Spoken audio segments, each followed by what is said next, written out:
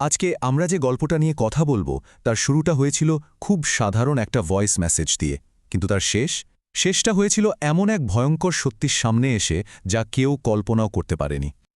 ভাবুন তো একবার, মাঝরাতে আপনার ফোনে একটা ভয়েস মেসেজ এলো, আর তাতে শুধু এই কটা কথাই বলা, যদি সত্যিটা জানতে চাও সোনাঝুরি গ্রামে চলে এসো। ঠিক এটাই ঘটেছিল সাংবাদিক আরিন্দমের সাথে।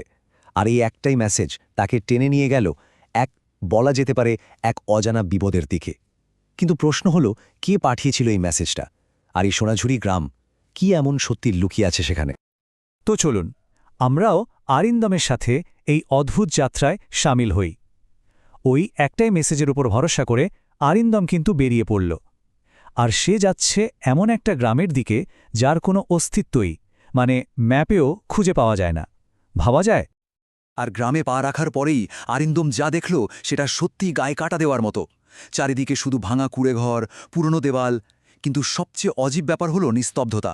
একেবারে অস্বাভাবিক, ভুতুরে একটা নীরবতা। মনে হচ্ছিল যেন যুগ যুগ ধরে ওখানে সময়টাই থেমে গেছে। ব্যাপারটা শুধু ওই নিস্তব্ধতার মধ্যেই থেমেছিল না, ওখানকার বাতাসটাও কেমন যেন ভারী, থমথমে। আরিন্দমের বারবার মনে হচ্ছিল কেউ যেন ওকে দেখছে, আড়াল থেকে, অদৃশ্য কোনো চোখ। ভাবুন তো, কি সাংঘাতিক অস্বস্তিকর একটা অনুভূতি। আর ঠিক সেই মুহূর্তে যখন চারদিকের ওই জমাট বাঁধা নীরবতাটা অসহ্য হয়ে উঠছে, ঠিক তখনই সেটা ভেঙে গেল।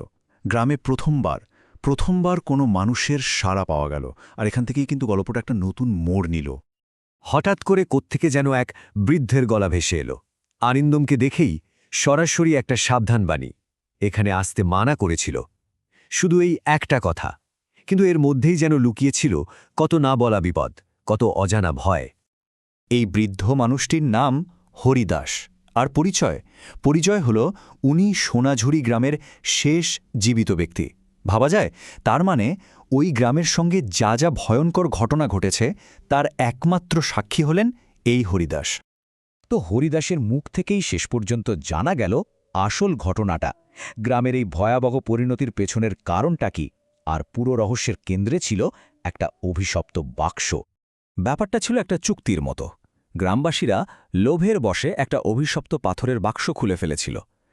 কিন্তু দুনিয়াতে তো কিছুই এমনি এমনি পাওয়া যায় না, তাই না? এর বদলে তাদের যা দিতে হয়েছিল তা হল নিজেদের প্রাণ শক্তি। হ্যাঁ, নিজেদের জীবনের শক্তিটাই তারা হারিয়ে ফেলে। কিন্তু প্রশ্নটা হলো, কি ছিল এই বাক্সে? এমন কি থাকতে পারে যার জন্য এত বড় একটা বলিদান? হরিদাসের কাছে সবটা শোনার পর আরিন্দমের জেদ যেন আরও বেড়ে গেল। সে ঠিক করল ওই অভিশাপের উৎস পর্যন্ত সে যাবে। সে এগিয়ে গেল গ্রামের এক পুরনো মন্দিরের দিকে, আর তার পাশেই ছিল একটা গভীর অন্ধকার গর্ত। আরিন্দম তখনও জানত না, ওখানেই তার জন্য অপেক্ষা করছে আসল আতঙ্কটা। আর সেই গর্তের কাছে যেতেই ভেতর থেকে একটা প্রশ্ন ভেসে এলো।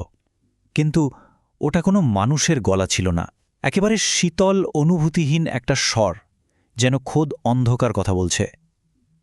প্রশ্নটা ছিল একটাই, তুমি কেন এসেছ?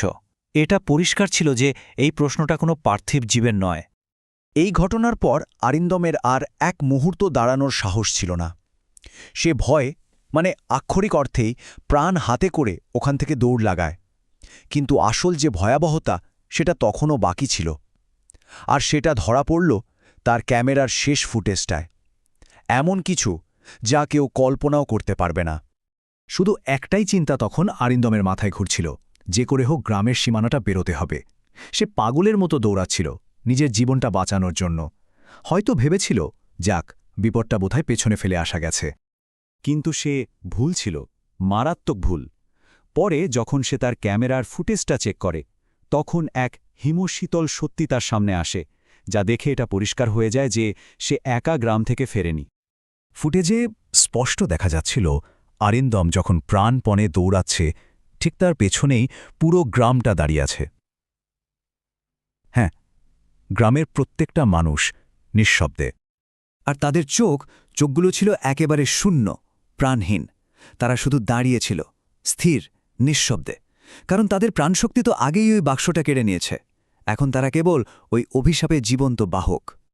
তাহলে শেষ প্রশ্নটা কিন্তু থেকেই যাচ্ছে, সোনাঝুরি গ্রাম কি সত্যিই মানচিত্র থেকে হারিয়ে গেছে, নাকি গ্রামটা এখনও ওখানেই আছে, অপেক্ষা করছে নতুন কোনো লোভী মানুষের জন্য? এই অভিশাপের চক্র কি চলতেই থাকবে? এর উত্তর হয়তো আর কোনোদিনও জানা যাবে না।